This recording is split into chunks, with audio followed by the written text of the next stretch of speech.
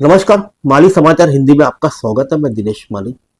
देश में सनातन धर्म बोर्ड अभियान और कुछ सवाल, आइए जानते हैं विस्तार से। बटेंगे तो कटेंगे के बाद हिंदुत्व एजेंडे की राह में नई मुहिम अब सनातन धर्म रक्षा बोर्ड की है। हिंदू मंदिरों का प्रबंधन हिंदू समाज के हाथों में सौंपने की बात तो पहले से की जा रही है।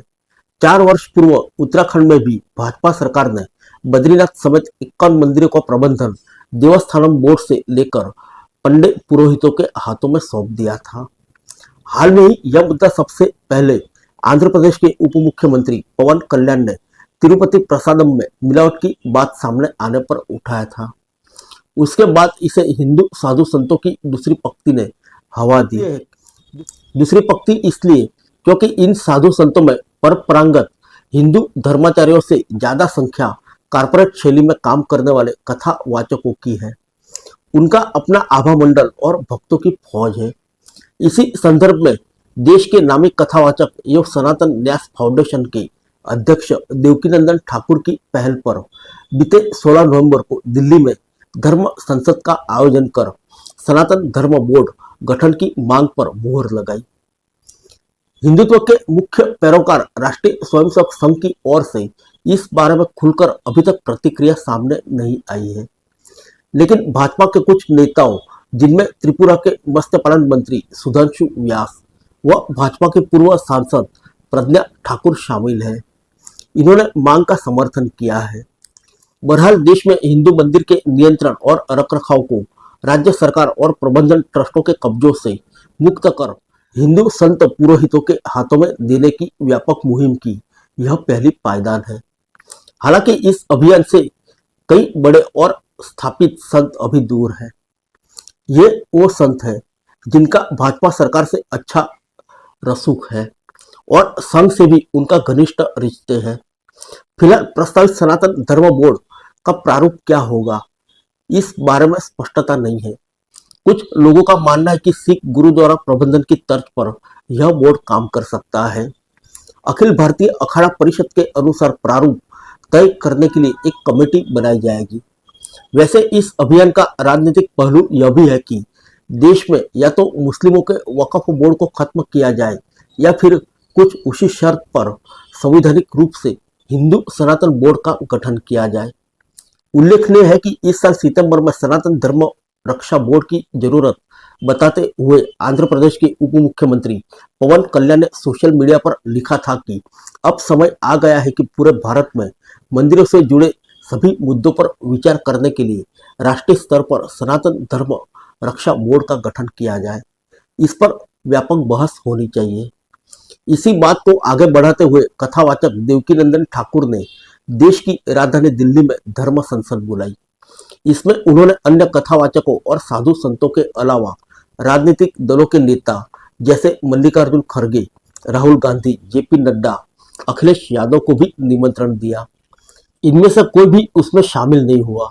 इस धर्म संसद में 13 अखाड़ों के संतों के साथ हरिद्वार, ऋषिकेश, मथुरा, वाराणसी की तीर्थ नगरी से कई लोग शामिल हुए।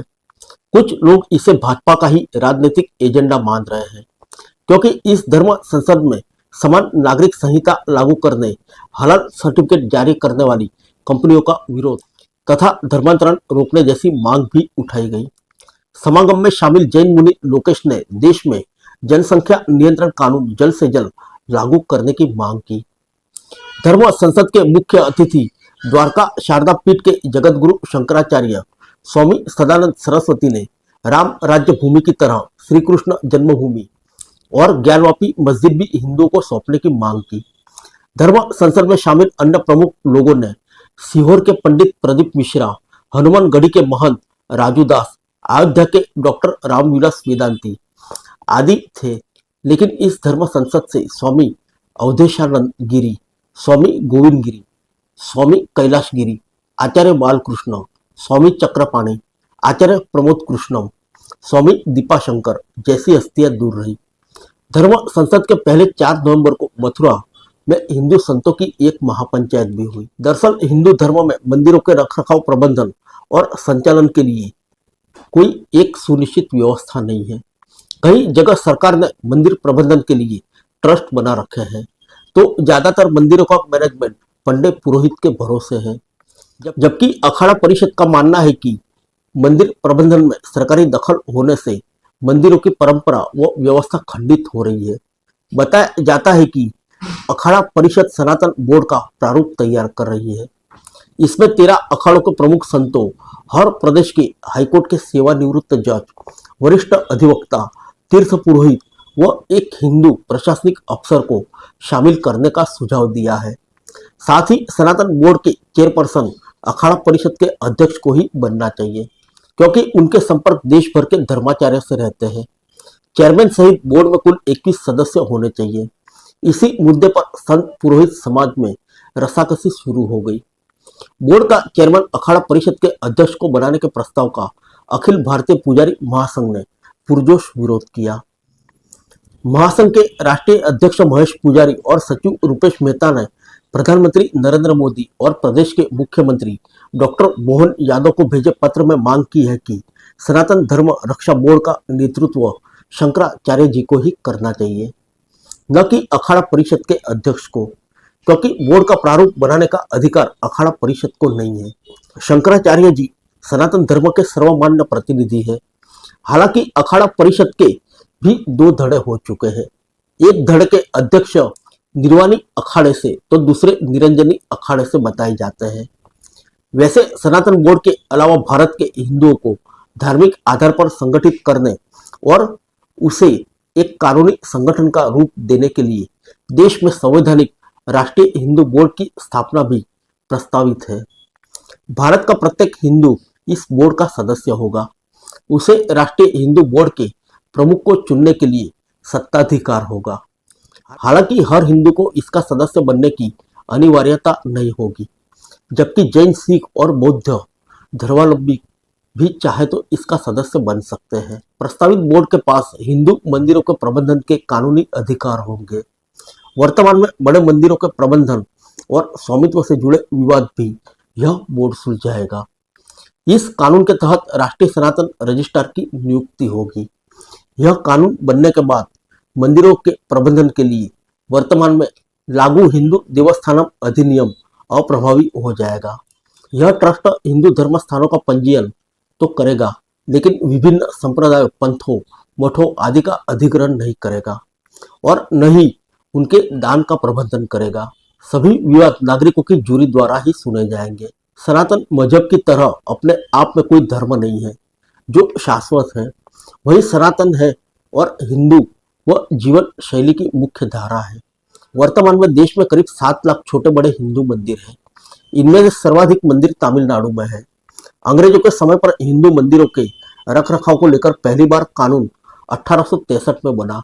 इसके बाद तत्कालीन मद्रास यानी अब की तमिलनाडु में 1925 में हिंदू मंदिरों का प्रबंधन शक्तिशाली कमिश्नर बोर्ड के माध्यम से करने का कानून बना। केरल में मंदिरों के प्रबंधन के लिए देवस्थानम बोर्ड है, जो मंदिर के पुजारी और अन्य स्टाफ की भर्ती भी करता है। कर्नाटक में सरकार हिंदू मंदिरों से भी टैक्स वसूलती है। वहां लागू कानून में प्रावधान है कि 1 करोड़ रुपए से अधिक वार्षिक आय वाले हिंदू मंदिरों की कमाई का 10% व 10 लाख रुपए तक के आय वाले हिंदू मंदिरों की कमाई का 5% सरकार को देना होगा। सनातन बोर्ड बनेगा या नहीं, या कब बनेगा, यह तो मोदी सरकार पर निर्भर है। लेकिन जिस सुनियोजित तरीके से यह मांग उठाई जा रही है, उसका कुछ तो नतीजा निकलेगा। सवाल यह है कि क्या नई व्यवस्था भी मंदिरों का निर्विवाद संचालन कर पाएगी। फिर मिलेंगे अगले बुलेटिन में अन्य किसी खबर के साथ। तब तक के लिए इजाजत दीजिए। नमस्कार।